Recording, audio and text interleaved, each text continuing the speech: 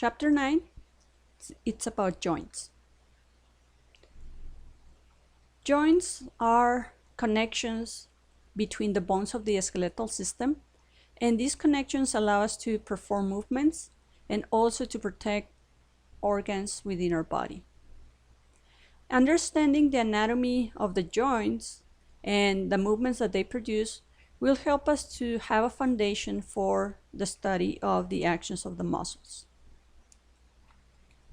A definition of a joint or articulation will be any point where two or more bones meet, whether these bones move or not.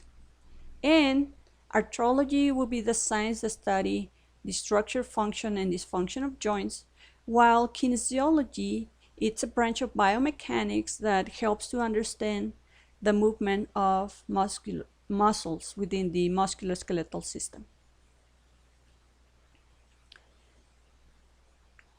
The joints take their name typically from the bones that are involved. For instance, the radio-ulnar joint, you have the connection between the radius and the ulna within the forearm. Now, the joints can be classified according to the structure and according to their function. So according to the structure, we have joints where you have only bone connection, bone-to-bone connection. This will be called bony joints. And you have joints where you have collagen fibers between the bones. This will be the fibrous joints. And then you have joints where you have a pad of hyaline cartilage or a pad of fibrocartilage connecting the two bones. This will be called the cartilaginous joints. And then you can have a cavity in between the two joints, and this is called synovial joints. Now, bony joints, their functional classification will be synostoses, and the range of movement, it will be immovable. The fibrous joints are also classified as synarthroses, and these joints will not allow any movement. So the range of movement is zero, so it's null, it's immovable joints. Now, the cartilaginous joints are amphiarthroses or slightly movable joints. And the synovial joints are diarthroses or freely movable. So for the bony joints are immovable because the two bones that makes this bony joint fuse and they don't leave any gap. So the bones then become a single bone.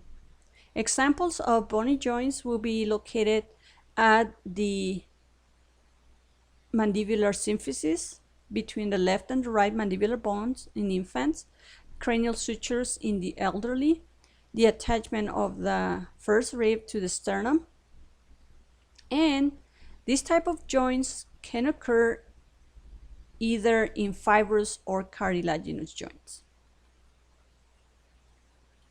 So here is some examples of the synostoses. So here in the frontal bone, you have the right and the left. They fuse and they form a single bone. And then here we have the mandibular symphysis, right and left, that fuses and form a single bone.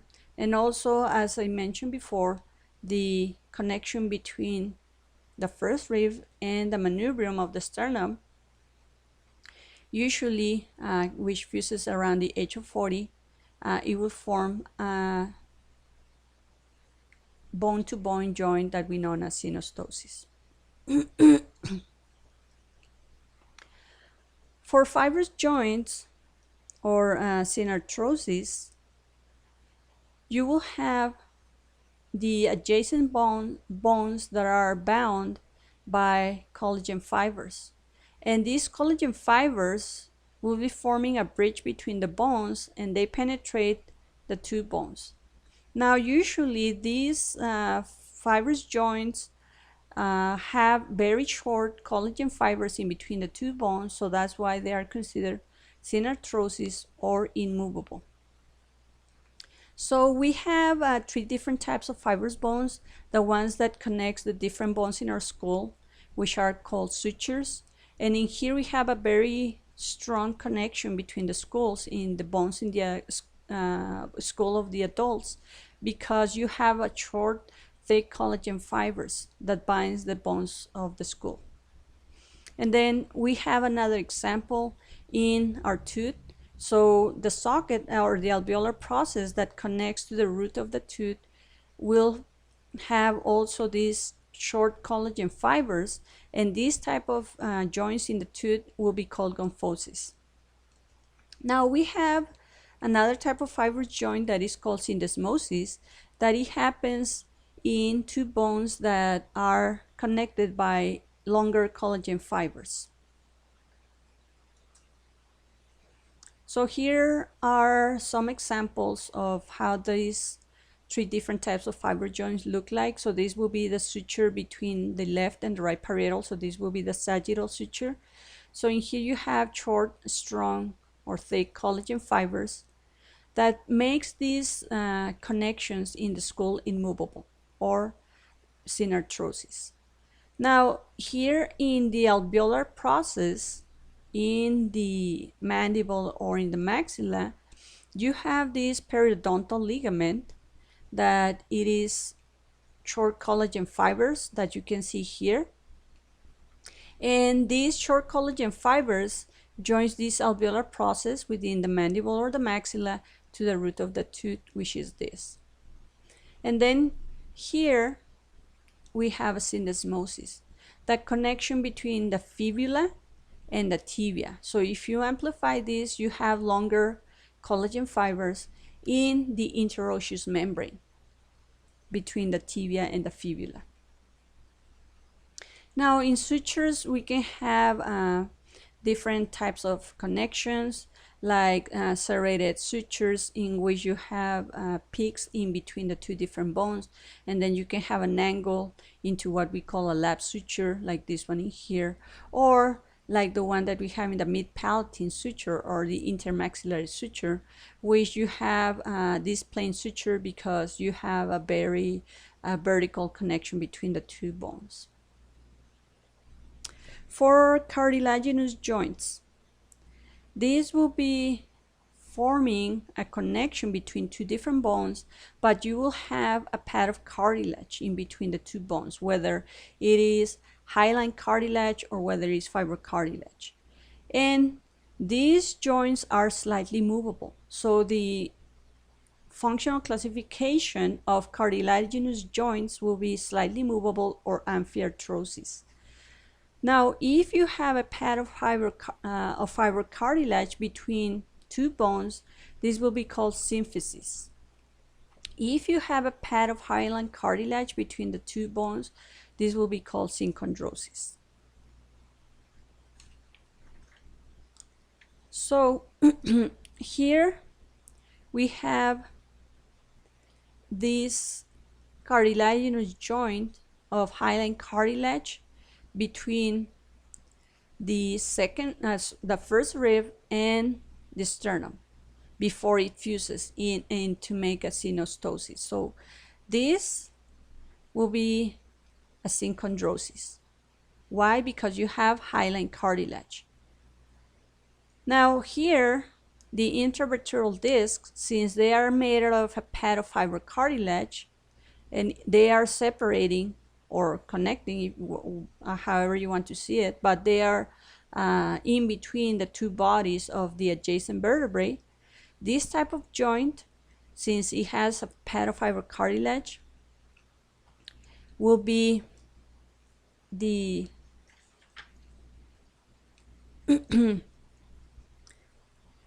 the other type of classification, which will be symphysis. When it comes to synovial joints or diarthrosis, you have the two bones separated by a joint cavity. These type of joints will be the most common found in the body, and this will allow a free degree of movement between the two articulated bones. And inside this cavity, you have an oily substance or a lubricating fluid that it is known as synovial fluid. Now, this synovial fluid, it is protective for these endings of the bones that are connected by this cavity, and the cavity is enclosed by two structures: an articular cartilage made out of hyaline cartilage and a synovial membrane that will be surrounded by an outer fibrous capsule that makes the articular capsule. This is the most complex type of joint that exists, and since this is the freely movable joint, we have it within our axial skeleton. We will more likely to develop problems in these joints because these are the ones that we use the most. And one of the problems that it can happen is that you can have inflammation that can lead to pain and dysfunction.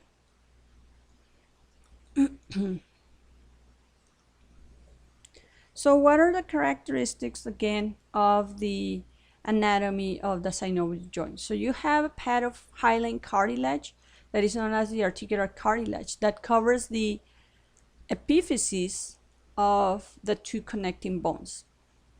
This pad of cartilage has a very small thickness, but that's enough for protecting the endings of the bones. We have between 2 to 3 millimeters of thickness, and as I mentioned before, inside this articular cavity we have this synovial fluid that it is this oily substance that is rich in albumin protein and also hyaluronic acid. So one of the functions of this synovial fluid is not only to make a space in between the two connecting bones, but it also nourishes this articular cartilage, so it maintains its thickness and it helps to remove the waste. So when we have enough amounts of this synovial fluid inside the cavity, this connection between the bones will move without any friction. Now, surrounding these synovial joints, we have this articular capsule, which is made out of connective tissue, and it helps to retain the fluid inside this cavity.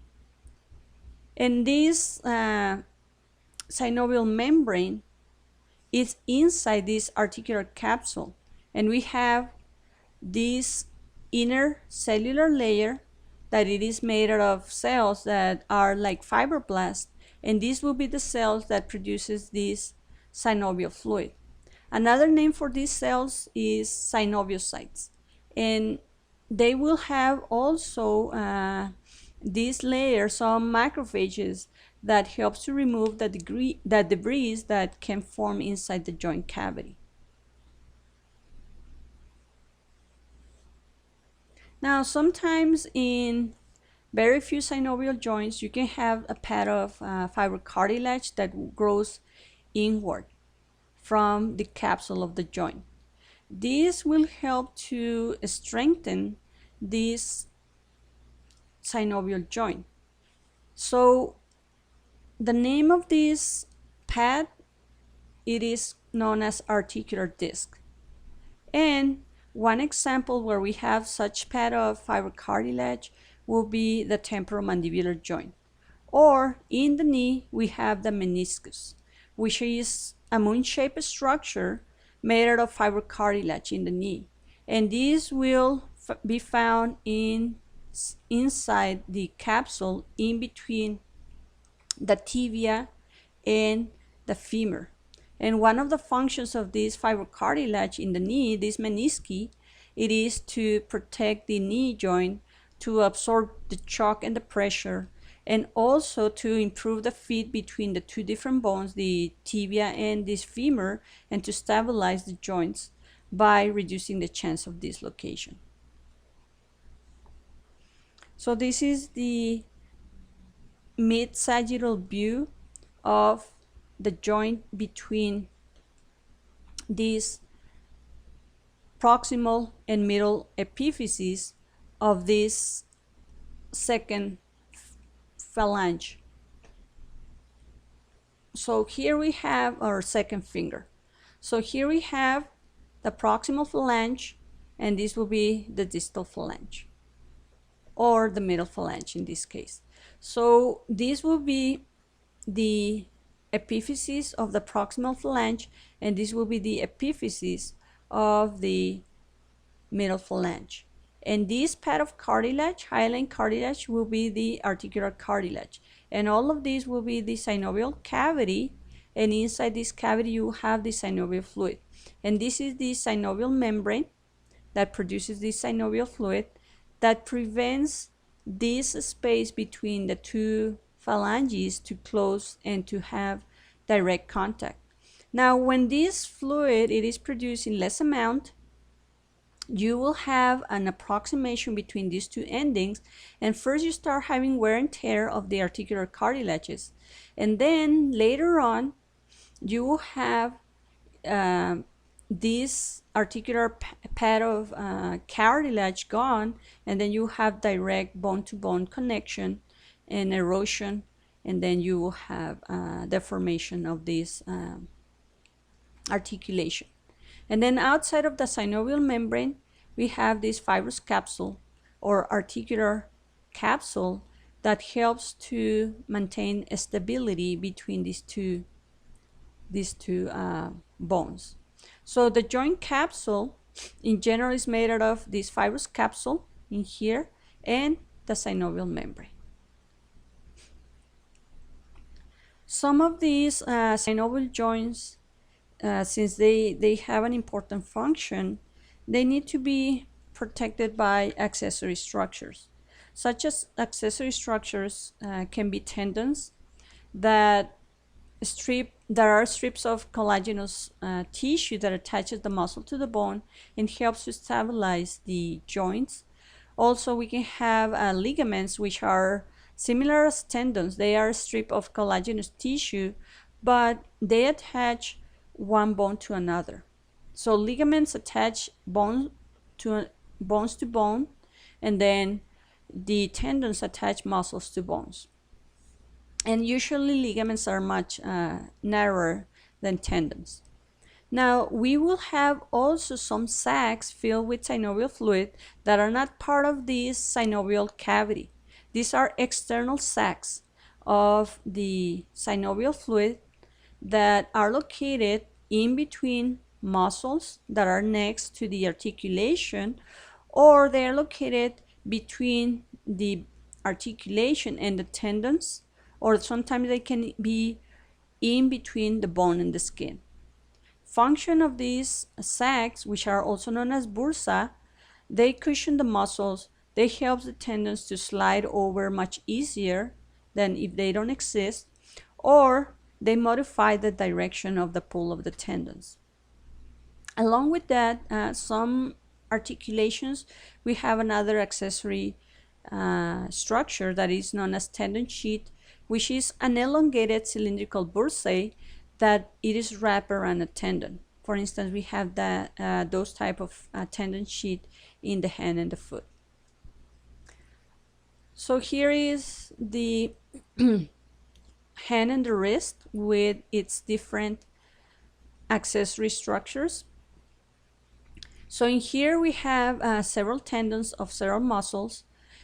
This will be the anterior view of one of our hands, and this will be the extensors of the carpi, the flexors of the carpi, or the flexors of the pollex. These will be these two tendons. And in here we have the flexors of the rest of the fingers, which are this, and this bursae, or this collection of sacs with the synovial fluid, will be called the ulnar bursae, and this tendon sheath will be called the flexor retinaculum. And we have as well here the radial bursae that it was being cut, and then we have more tendon sheaths here. So we have a lot of protection within the hand and the wrist articulations. When we are going to make more movement than usual, such as when we are going to exercise, it is advisable that we warm our muscles and our articulations, performing not so strenuous flexion extension movements or stretching, because these will help to warm up the synovial fluid. And when you warm up the synovial fluid, it will become less viscous, and it will help for this fluid to be absorbed by the articular cartilage. And then the articular cartilage will increase its thickness when it's absorbing this fluid, and it will provide more cushion because it's going to be thicker. Now, when you are doing exercise, you are performing a repetitive compression of this pad of cartilage, and this will help to squeeze the fluid and get rid of any metabolic waste out of the cartilage. And when you remove the weight of the articulation, your cartilage will absorb synovial fluid like if it was a sponge, and it will take oxygen and nutrients so you can nourish the chondrocytes. So this is why it's important not only to warm up, but also to make exercise, because if you don't have this routine, you will have deterioration of your cartilage because it's not going to have the proper nutrition, and also is not going to get rid of the wastes as it's supposed to be. Now the articulations will form these joints in between the two different bones. But you will have this connection that will help to perform a physical movement, that it will help sometimes to create a lever.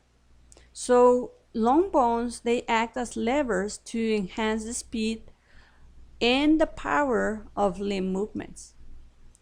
So the levers are any elongated rigid object that can help to rotate around a fixed point that it is called a fulcrum. And we will have this rotation that will occur when you apply an effort to overcome a resistance or a load at some other point.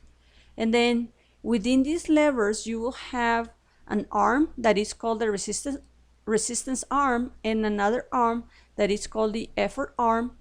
And these will be located at the sides of the fulcrum. And at some point, when you have different lengths between these resistance and effort arms, it will be how much effort you have to provide in order to overcome the load. So this is the typical components of a lever. So you have a fixed point or a fulcrum, and then on one side of the fulcrum you will have a resistant arm that will be located between the area where you have a load or resistance and the fulcrum, and then you have an effort arm which will be located in between the fixed point or the fulcrum and the area where you're going to perform an effort so you can overcome the resistance. So the effort always go in opposite direction to the load, which you can see here. So in order to lift this load going up, you have to perform the effort in the opposite direction, which is going down. It will be like if it was a teeter-totter. So these are the basic components of a lever. Now, when you have a system of levers, then you can provide this mechanical advantage. So, as I told you before, depending on the length, the relative length of the resistance arm or the effort, it will be how much effort you have to apply and what will be the type of movement, and not only the type of movement, but also the characteristics of the movement that you're going to have in the system of levers. So in here we have an example. So you have a very long resistant arm and you have a short effort arm. So in order to calculate mechanical advantage, or MA, you have to divide the length of the effort over the length of the resistance. So in this case will be 50 divided by 330, which is going to give you an index. It's 0.15. So this joint, in this case the joint between the humerus and the ulna and the radius, which is the elbow joint, is going to have a low mechanical advantage, which is going to mean that you will have a low power, so you cannot overcome a very heavy object, or you will not be able to have a very strong mechanical advantage, but you will have a high speed. Now, in the case of the mandibular joint, so you will have your resistance arm, which is this, in a length of 35 millimeters, and you will have your effort arm, which is this, of 95 millimeters. So if you divide your length of your effort arm divided by your length of your resistance arm, 95 over 35, you will have an index 2.7. And this one is going to be, comparatively speaking, to the one of the elbow much greater. So 2.7 to 0.15, it's having a huge mechanical advantage. So you have a high mechanical advantage within this joint, the temporomandibular joint, which it will give you a high power but a low speed.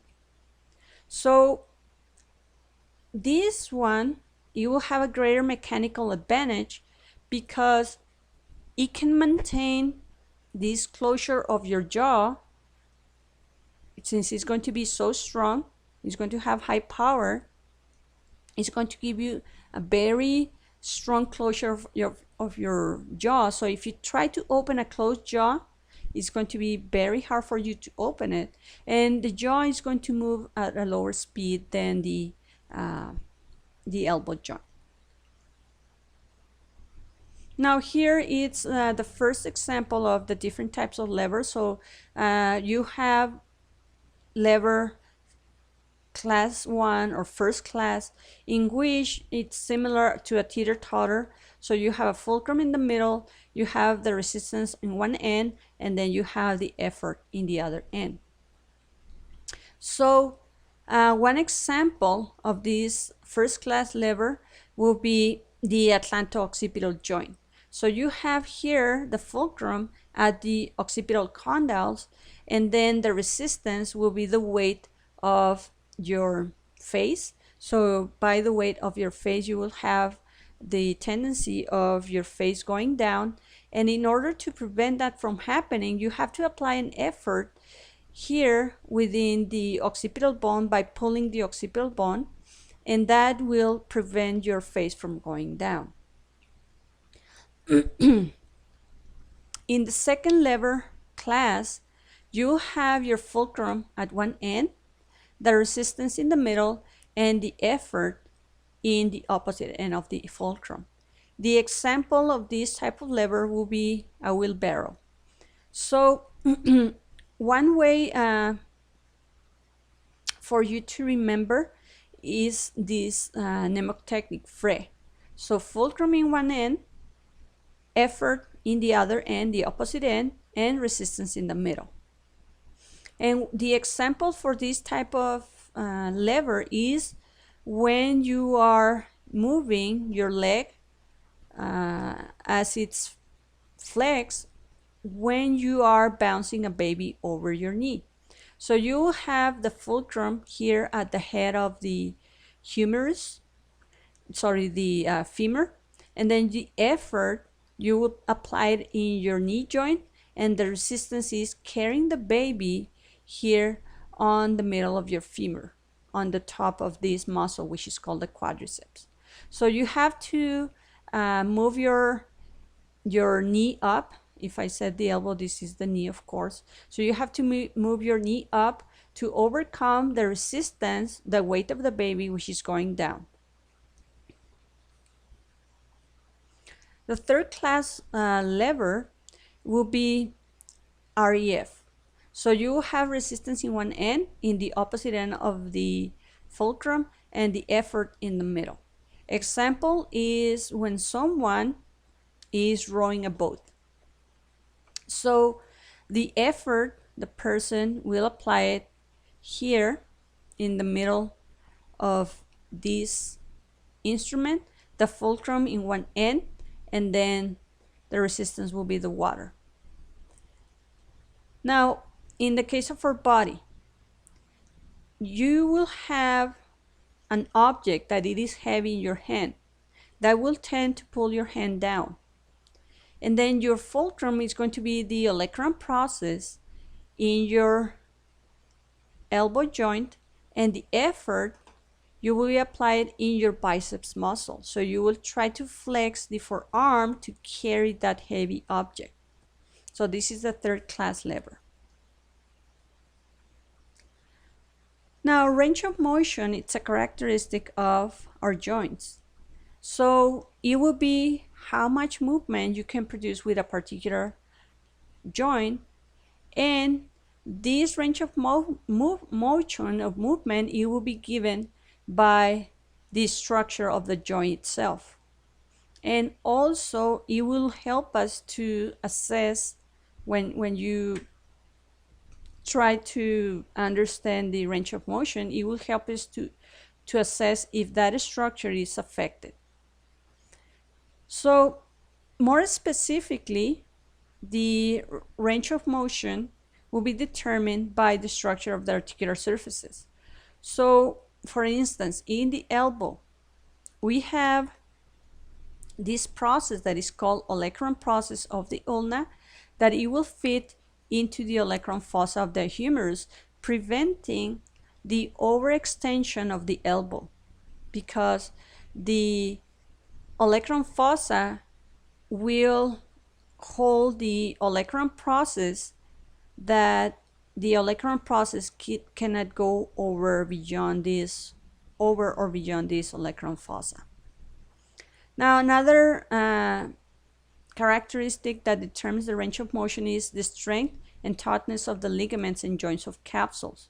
So when you stretch your ligaments, you can increase your range of motion, and sometimes some persons might have a longer ligament than others, and in this case the range of motion is going to be greater, like in people who's double jointed. Now, another thing that it can affect the range of motion is the action of the muscles and the tendons, and the nervous system will monitor the position of your joint and the muscle tone, and the muscle tone will be the state of tension that is maintained in resting muscles. Now, within the joints, we have what we call axis of rotations, which will be the plane into which you will have a specific movement performed.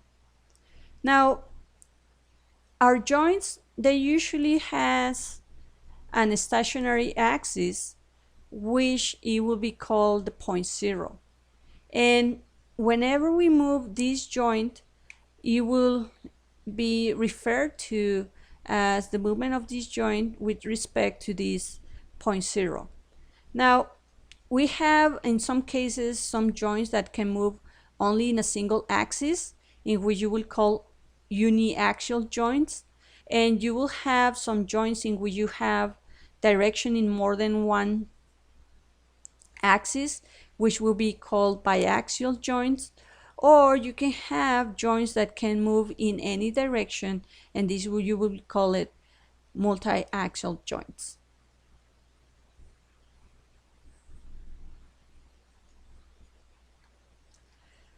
So in this case, we have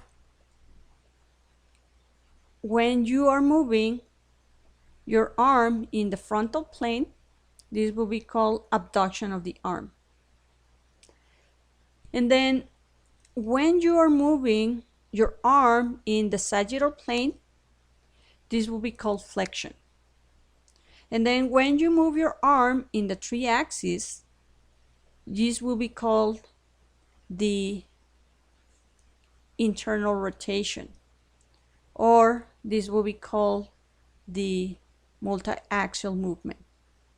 And why this movement happens, the multi-axial? Well, because we have this structure between the head of the humerus and the glenoid cavity of the scapula that allows the movement in different directions, because actually the head of the humerus is round, which it's or almost completely spherical, and then you will have a socket which will be found in the glenoid cavity.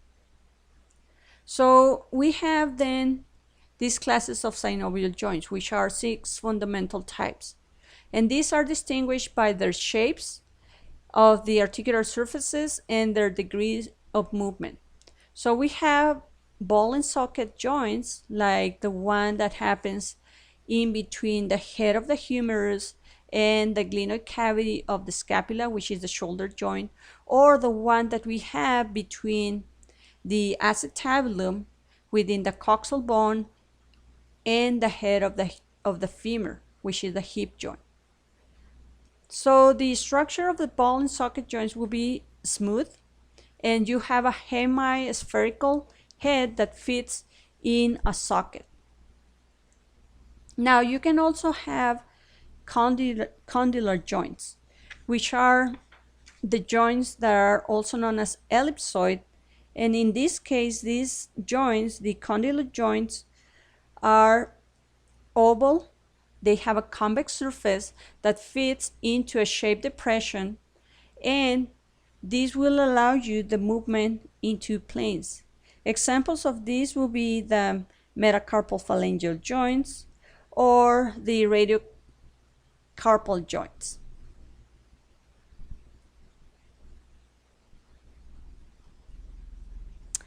Saddle joints will be similar to these condyloid joints.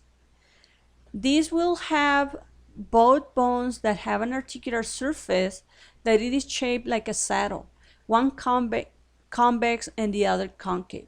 These are biaxial joints, and we will have these movements like flexion, extension, abduction, adduction, and circumduction. We will be going over what those means in just a few slides, but these saddle joints, we can have them between the carpal bones of the wrist, or between the carpal joints of the wrist and the metacarpal. So in the carpal metacarpal joints, and between the bones of the ankle, the tarsal bones, and between the articular processes of the vertebrae. So saddle joints, again, they are similar to condylar joints, but the saddle joints will have this articular surface that is like a saddle. That's why they are called the saddle joints.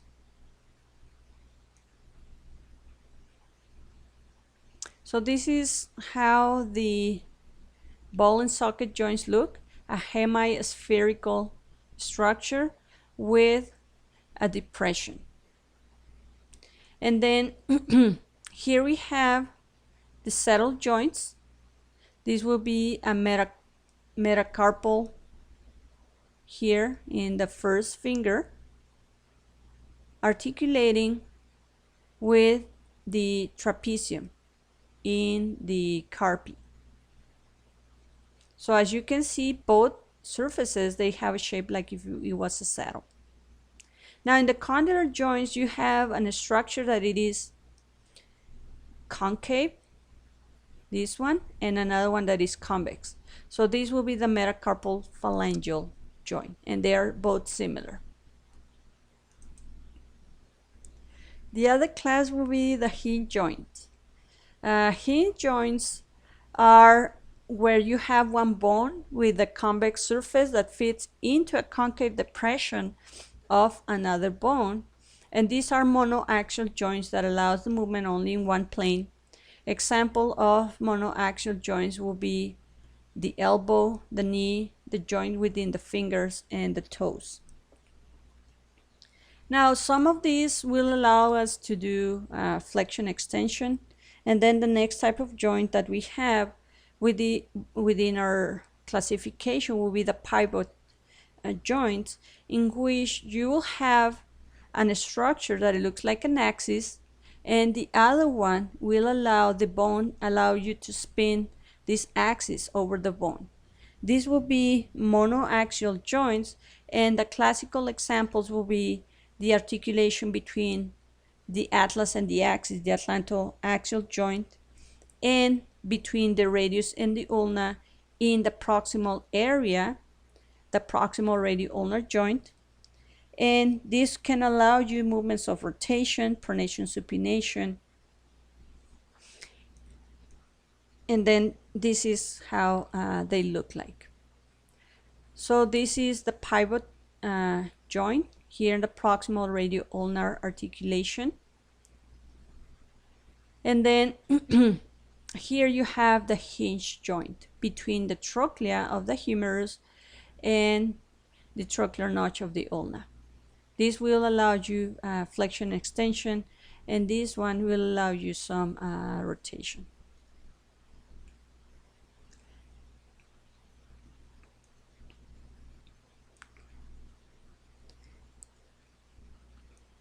Now, the movement of synovial joints will be very important. So the synovial joints, as we know, they are freely movable. And whenever we understand the structure of these joints, we can come up with understanding how much degree of movement we will have at that particular joint, and also will help us to understand in what direction this movement is going to occur. As I told you before, within joints in the anatomical position, we have the normal position of the joint, which will be called zero position. Now, whenever we move this articulation, it will be deviating from the zero position or returning to it. So here is the different types of body movements then that we can perform, and how does they look like. So you have flexion and extension. In flexion, you have a movement that decreases the angle of the joint, usually in the sagittal plane. And this type of movement is characteristic of hinge joints. For instance, here we have the bending of the elbow. So you have extension and flexion. Now here within the shoulder joint, we can have flexion going anteriorly, and then hyperextension going beyond the back. And then for our knee, you can have, when you are flexing your knee, you can have knee flexion, but when you lift your knee above this horizontal plane, you can have hip flexion, and then when you extend your knee, you will have extension of your hip and extension of your knee. And then you can do this as well, this type of movements, with your carpi. So you have this horizontal plane of your carpi. This will be called extension. And then if you move it up, that will be hyperextension, and if you move it down, that will be flexion.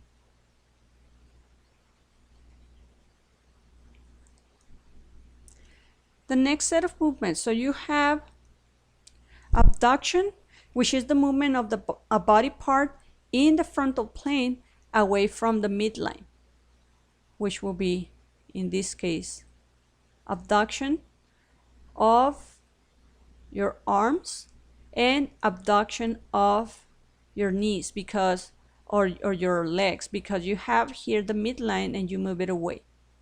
and then bringing these arms and the legs to the midline, it will give you adduction, ADD. So going back to point 0, as we said before. Now you can also have these elevation and depression movements, which is a movement that raises a body part vertically in the frontal plane. So this will be elevation of your shoulders and depression of your shoulders. It's going in the vertical plane or the frontal plane as well. Now another movement will be protraction and retraction. So protraction is the anterior movement of a body part in the horizontal or transverse plane, which you can see here will be the protraction of the shoulder. And retraction of the shoulder will be a posterior movement in the same plane, horizontal or transverse plane.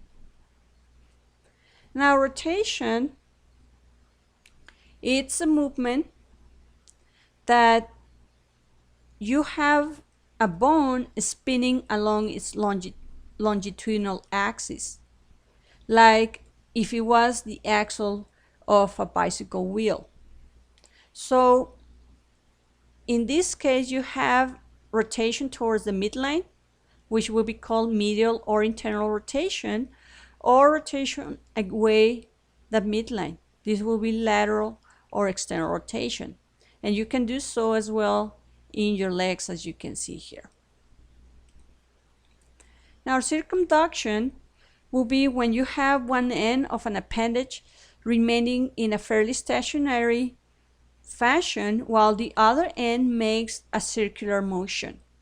So in this case, you have your shoulder in a fairly stationary way while your hand do this circular motion. Now, the articulation where we have the most circumduction and actually the most range of motion will be the shoulder. And because of this will be the actual articulation in your body that much easier dislocate or fall out of place.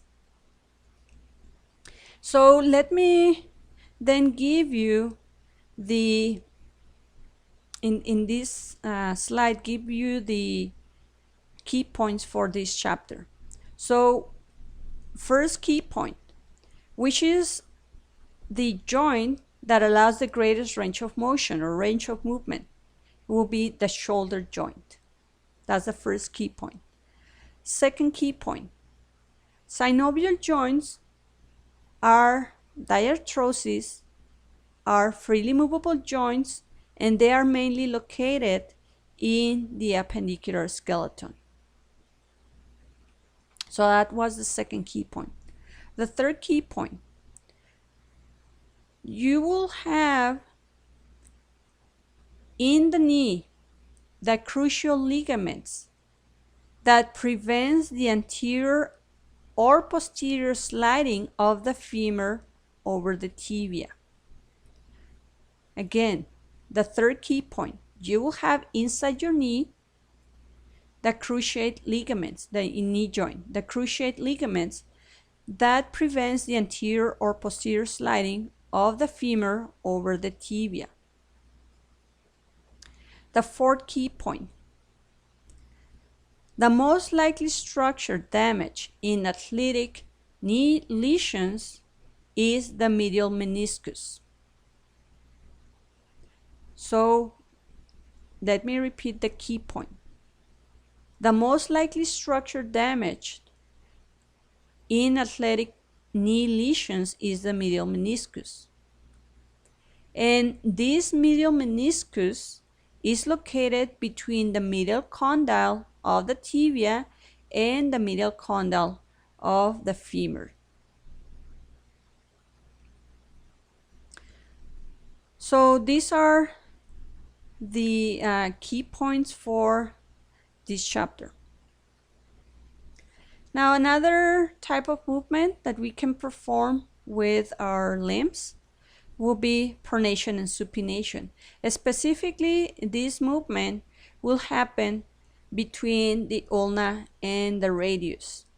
So supination is the forearm movement that turns the palm to face anteriorly or upward in the anatomical position. Now, pronation is the opposite movement, causing the palm to face posteriorly or downward, and in this case, the radius crosses the ulna, making like an X letter. So this will be supination, which will be moving your palm in an anterior position, and in this case, you have both parallel radius to ulna. And when you do the opposite movement, which will be bring the palm into the posterior position, you will crisscross this radius of over the ulna, forming like an X. Now, sometimes you can have special body positions, like in the case of the head of the trunk. You can flex your spine, for instance, producing these forward or bending movements, or you can tilt your head forward or backward, and you can move your waist as well. So you can have flexion then, in this case, when you bend your trunk, or if you go backwards, you can hyperextend your trunk, and with your trunk you can perform lateral flexions when you have your hips and your legs fixed into a particular point. And also with your trunk you can move to the sides, like in this case will be right rotation. And also with your neck or your head, you can have lateral rotation to the left or to the right.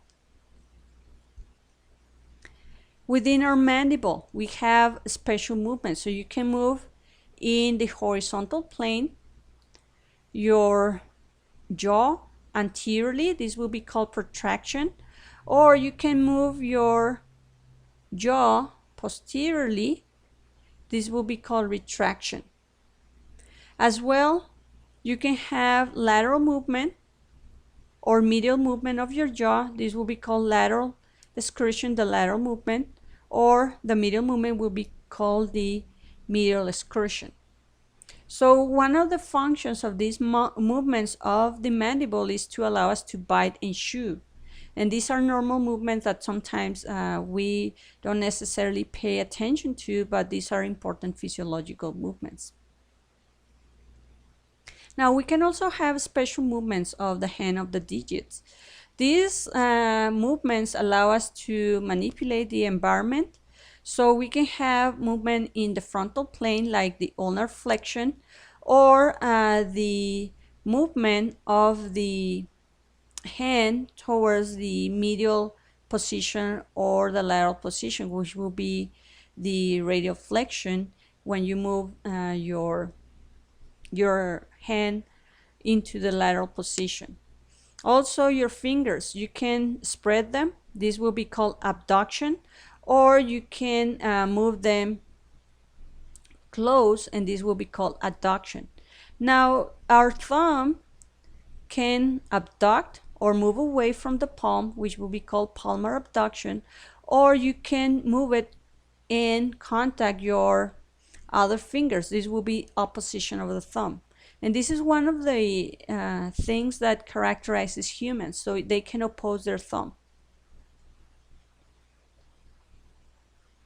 You can have also movements in the foot that are special. For instance, you can have dorsiflexion, in which you have a movement in which the toes are elevated, as you might do trim your toenails, or you can have plantar flexion, which is the movement of the foot so the toes points downward.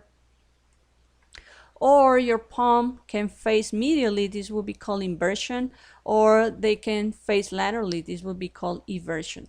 So the zero position of your foot will be basically having horizontally dorsiflexion going towards your tibia, and then plantar flexion away from your tibia.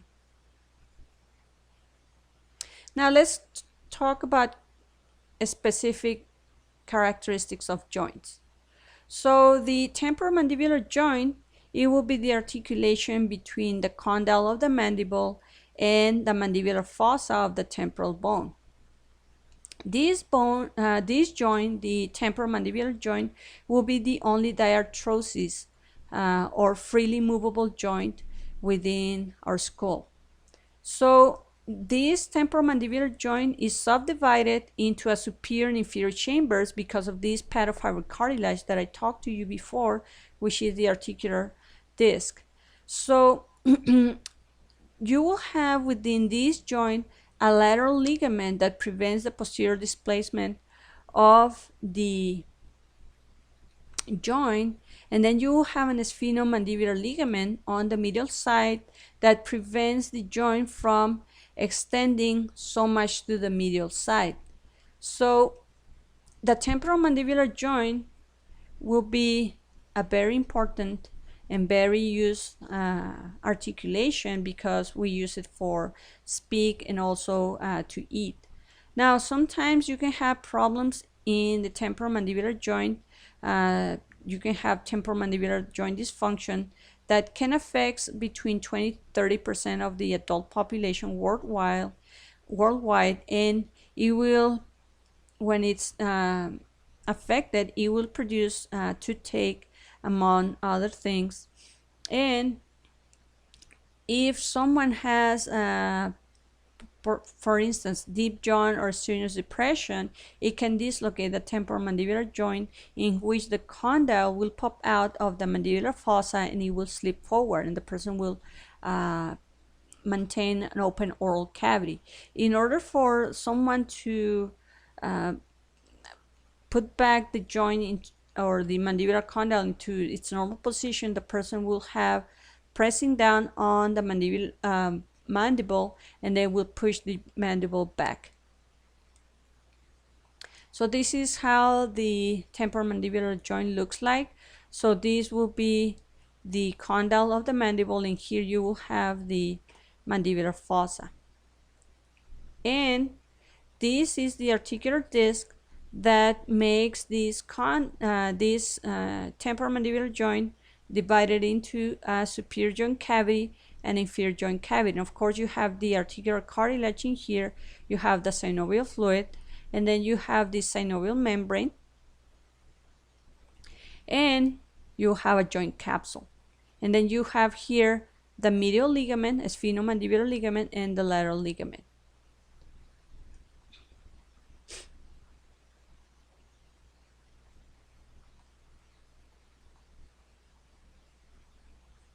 So here in the United States, the temporomandibular joint syndrome affects as many as 75 million Americans, and some of the signs and symptoms will be having a clicking noise as you are moving the joint.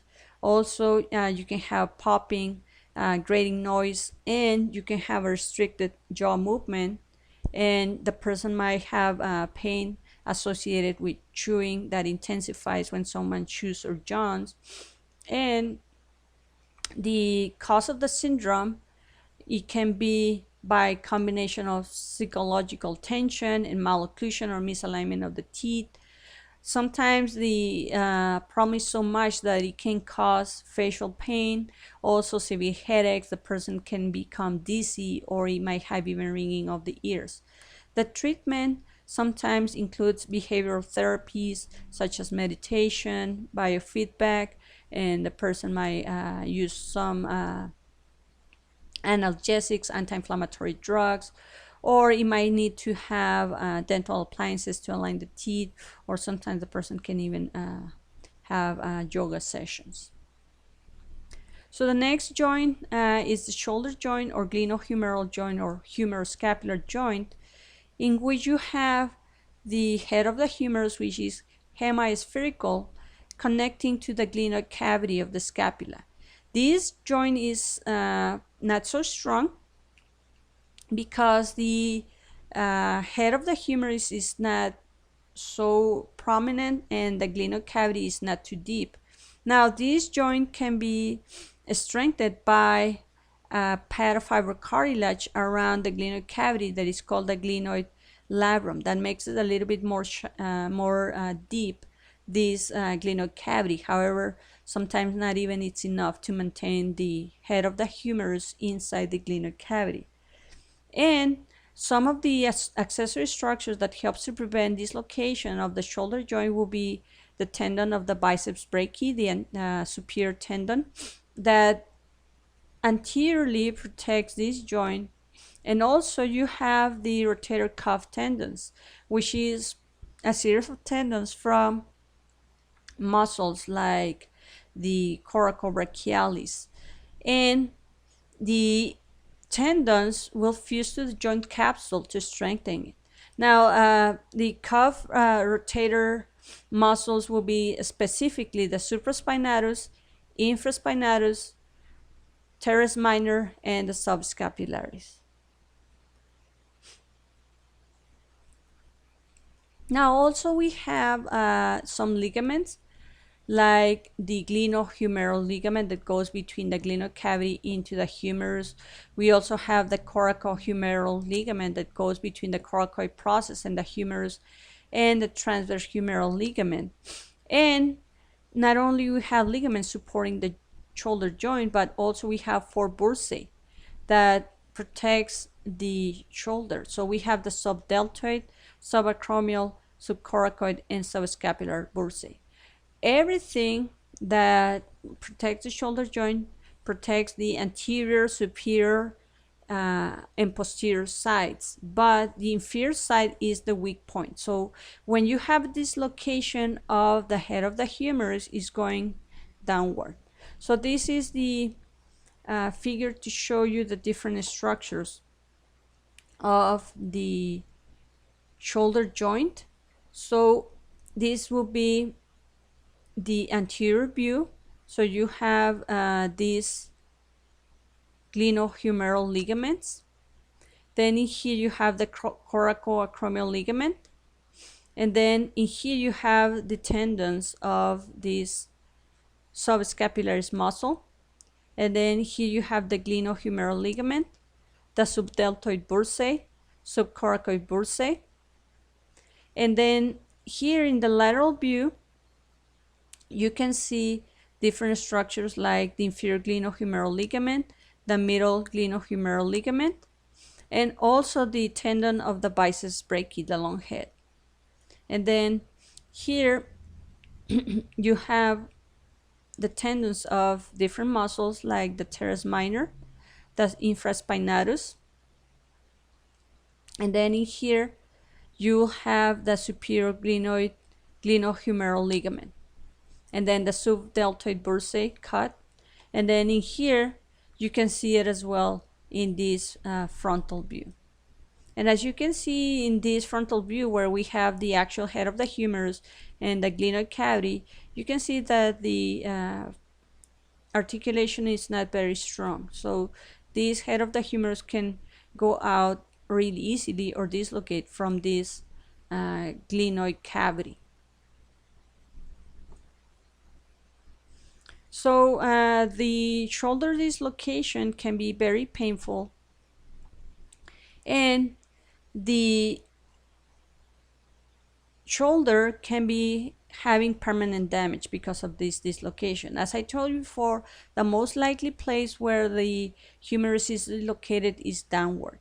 And one thing that happens is that the children will be especially prone to dislocations. Now, dislocations most often occur when you have an abducted arm that receives a blow from above, and the joint is only protected from above by the coracoid process and the acromion and the clavicle. That's why when you have this hit in this area and you don't have any protection that is inferior, the head of the humerus tends to go downward. Now, the elbow joint, it's a hinge joint that it is composed of 2 articulations.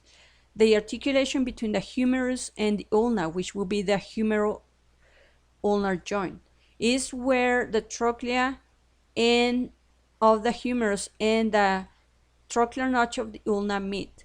And also we have here the humeroradial joint, which happens between the capitulum of the humerus and the head of the radius. Both are enclosed by a single joint capsule.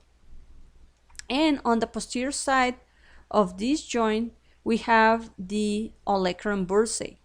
That is the movement of the tendons that slides over the joint. And then you have side-to-side motions of the joint that are restricted by the lateral collateral ligament or radial ligament, and then the medial collateral ligament, which is the ulnar ligament.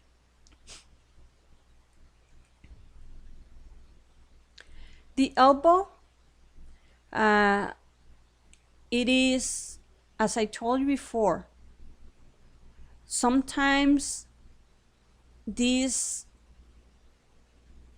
can allow you to prevent this overextension because you have the fitting of the olecranon over the olecranon fossa, and you will have this functioning as a pivot, not a hinge, in which the head of the radius will slide over the notch of the ulna. So you will have also this radio-ulnar joint. And this head of the radius is held into the radial notch of the ulna by an annular ligament that prevents the radial head from dislocating. And this will allow you to have not only flexion and extension movements of the elbow, but also pronation and supination. So this is a complex joint as well. So this is how the different structures of the elbow joint looks like. So you have in this anterior view the joint capsule, which is all this, and then you have the medial ligament, which is also known as ulnar collateral ligament, and then the lateral ligament, which is the radial collateral ligament. And this is the joint between the radius, which is this bone, and the ulna, which is this bone. So here you have the head of the radius fitting into the radial notch of the ulna, and this is the annular ligament that prevents the dislocation of the head of the radius going out of place from the radial notch of the ulna, and this will allow you to do the movement of pronation and supination. Now in here, in this sagittal section, you have the view of the olecranon process of the ulna, and this olecranon process has this trochlear notch that fits into the trochlea of the humerus, allow you to do this flexion and extension. So this is a hinge joint, while this one will be a pivot joint. Now some things that you can see here as well will be the olecranon bursa and then the joint capsule. Now in the lateral view, you can see as well the joint capsule and the radial collateral ligament and the annular ligament. And then in the medial view, since you have medially the ulna, as you can see here, you have the medial ligament or the ulnar collateral ligament, which is this, and you can see as well the annular ligament in here. Now for the hip joint, this is the point where the head of the femur meets or inserts into the acetabulum of the coxal bone. Now remember that I told you that in the head of the femur there is this middle point that it is called the fovea capitis. So the fovea capitis makes this point of insertion for a ligament that is called the round ligament that inserts into the middle of this acetabulum that is found in the coxal bone, making this articulation more stable than the shoulder joint. And not only that, but the head of the femur is more prominent than the head of the humerus. So when the femur fits into the acetabulum, which is deeper than the glenoid cavity, then this joint is more stable than the shoulder joint, because the depth of the socket joint is somewhat greater than what you expect from the socket joint in the shoulder. Now this acetabulum, it is also deepened by a pad of fiber cartilage that it is called the acetabular labrum, that it is attached to the rim of the acetabulum. So these locations of the hip, because of this, are rare. So this is the anterior view of the coxal joint or hip joint, and this is the posterior view. So this is the acetabulum, and this is the head of the femur.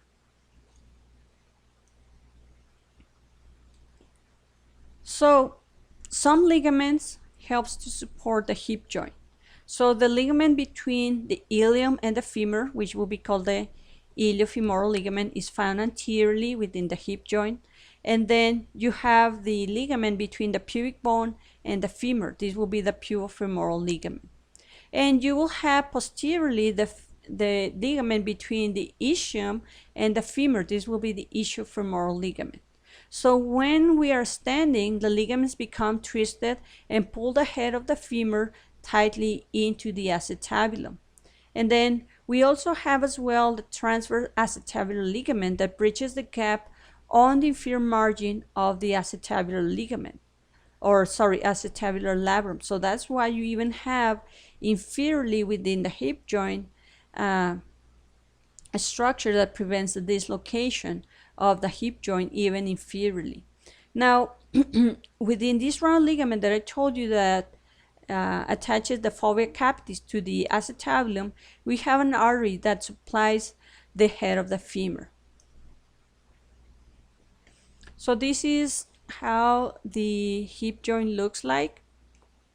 So this will be the acetabulum with the labrum, which is this part of cartilage. And then you have here the round ligament cut. And then here you have the other part of the round ligament.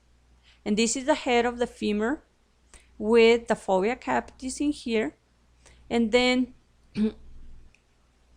some other structures that you can see here will be the transverse acetabular ligament that it is found in here.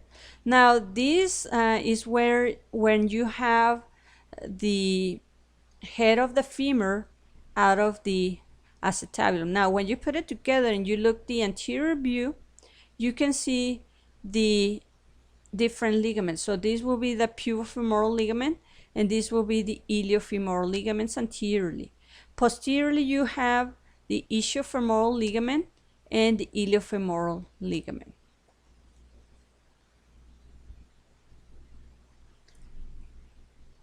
Now the coxal or hip joint, as I said before, the dislocation is rare, but if it happens, usually happens in infants that has congenital dislocation. And this happens because the acetabulum is not too deep enough to hold the head of the femur in place, and then the baby has to wear a harness for 2 to 4 months so that the head of the femur stimulates the acetabulum.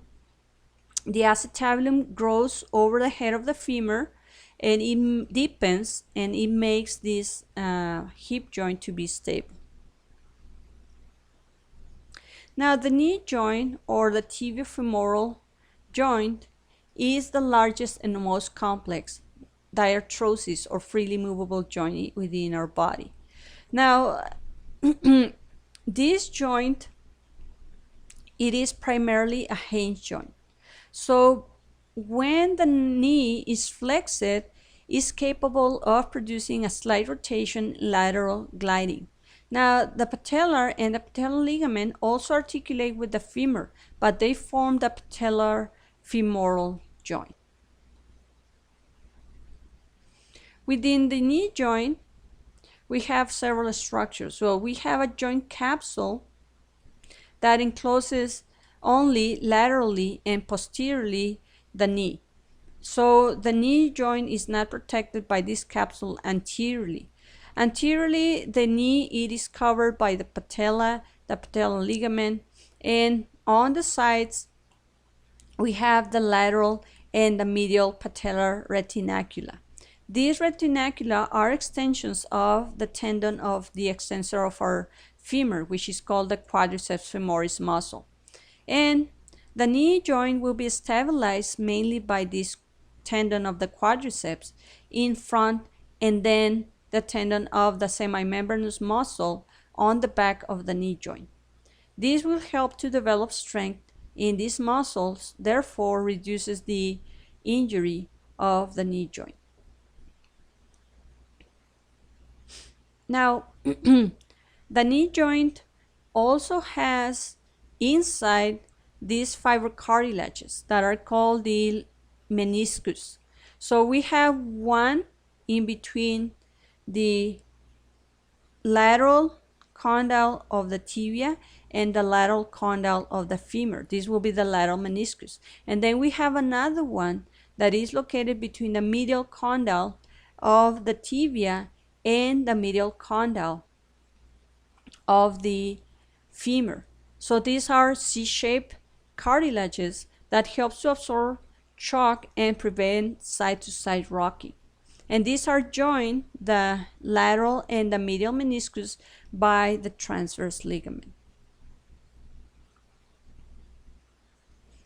In the popliteal region, or the posterior knee region, we have a complex array of extracapsular ligaments. So we have the fibular or lateral collateral ligament and tibial or medial collateral ligament. So it's similar to the collateral ligaments that we have in the elbow, but in this case it will be lateral for the fibular and medial for the tibial. Now inside the knee joint we have these other ligaments that forms like an X. This will be called the anterior cruciate ligament and the posterior cruciate ligament. These are named according to whether they attach to the anterior or posterior side of the tibia. So the anterior cruciate ligament binds to the anterior side of the tibia, while the posterior cruciate ligament binds to the posterior side of the tibia. And when the knee is extended, the anterior cruciate ligament is pulled tight. This will help to prevent hyperextension, and the posterior cruciate ligament prevents the femur from sliding off the front of the tibia and prevents the tibia from being displaced backward. So remember, this is one of the key points that I told you, that anterior cruciate ligament and posterior cruciate ligament limits the anterior posterior movement of the femur and maintain the alignment of the femoral and tibial condyles. So this is the internal structures and external structures of the knee joints.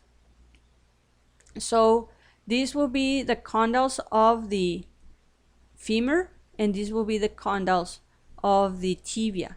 And in between these condyles, we have this part of cartilages that are called the lateral meniscus and the medial meniscus that are held together by this transverse ligament. And then in here we have the anterior and posterior cruciate ligaments that you can see it here also in the posterior view. So this posterior cruciate ligament binds posteriorly in the tibia, while the anterior cruciate ligament binds anteriorly into the tibia. And if you see in the mid-sagittal section, you can see not only the meniscus in here, but also you can see the articular cartilages and some of the bursae that protects the knee joint, like the bursae under the lateral head of one muscle that is called the gastrocnemius, and then the deep infrapatellar bursae, and then superficial infrapatellar bursae. Why they are called infrapatellar? Because they are below the kneecap, which is called the patella. And this will be the prepatellar bursae because it's located before or pre the patella. And then you have the suprapatellar bursae. Now, if you make a transverse section and then you remove the femur, you can see the lateral meniscus in here, and this will be the medial meniscus. And this will be the posterior cruciate ligament, and this will be the anterior cruciate ligament. So the knee joint, since it's one of the ones that we move the most, it has many bursae. So it has at least 13. 4 anterior, which are the superficial infrapatellar, we already saw it, the suprapatellar, prepatellar, and deep infrapatellar. We also have within the popliteal region, the region behind the knee, we have the popliteal bursae and the semimembranous bursae. And we have 7 more bursae on the lateral medial sides that they don't have a specific name. Now we have knee injuries, and this can happen because someone might have this rotational and horizontal stress, like in the case of football players when they have their foot fixed, they have a twisting motion on their lumbar area, and then you will have this tear from the medial meniscus.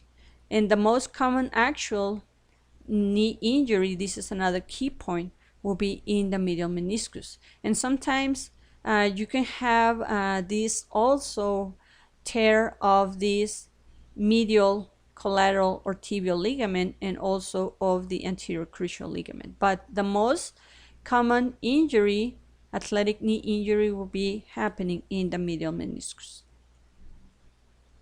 And then you can have the treatment through arthroscopy, which will be performing surgery of the knee or other also joint. Not only happens in the knee, but arthroscopy will be a procedure in which you insert a pencil thin arthroscope, which will be a video camera that it is inserted into a small incision within the joint, and this will help you to see what is the problem and then to perform the surgery accordingly. So an arthroscopic repair of the anterior cruciate ligament can take up to 9 months to heal. Now the ankle joint will be made out of the talocrural ligament, which includes 2 articulations. The joint in the mid-side of our body, which will be between the tibia and the talus, and then the lateral joint, which will be happening between the fibula and the talus. Remember, the tibia is our medial bone in our leg, and then the fibula is our lateral bone in our leg. Both articulations are held by one joint capsule, and then the tibia has the medial malleolus while the fibula has the lateral malleolus. And this malleolus on the tibia and the fibula will help to prevent side-to-side motion. And then when we are standing normally, most of our weight is transmitted to the ground by the calcaneus and the talus. This is another key point. So the weight in our body is transmitted to the ground by the calcaneus and the talus. The calcaneus is our heel bone, while the talus is this bone that connects the tibia to the calcaneus. Now in the ankle joint, we have several ligaments that helps to prevent this joint from instability. So we have the anterior and posterior tibiofibular ligaments that binds the tibia to the fibula. And then we have another ligament that is called deltoid that has several parts that binds the tibia to the foot on the medial side. And then we have the collateral ligament that binds the fibula to the foot on the lateral side. And then posteriorly in our ankle joint, we have the calcaneal or Achilles joint that extends from the calf muscles into the calcaneus. Now this joint or this tendon helps for limiting dorsiflexion motion. And you can have problems in this ankle joint like sprains, in which you will have torn ligaments and tendons that are common and that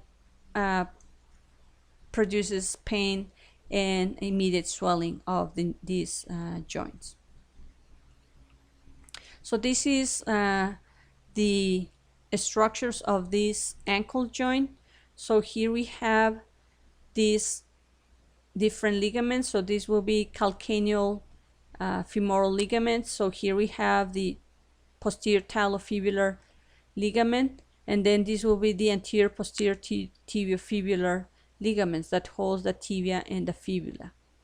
And then here on the medial view, we have this medial ligament, multi-part, and this is also known as the deltoid ligament. And then in here, on the posterior view, you have the calcaneal fibular ligament that holds the lateral malleolus of the fibula into the calcaneus. And then in here, we have this tibio calcaneal ligament or medial ligament. And then this will be the other part of the part, the medial ligament. So this is all for this chapter, the joint chapter. Please feel free to email me any questions. And for some of you, have a good day or have a good night. Bye-bye.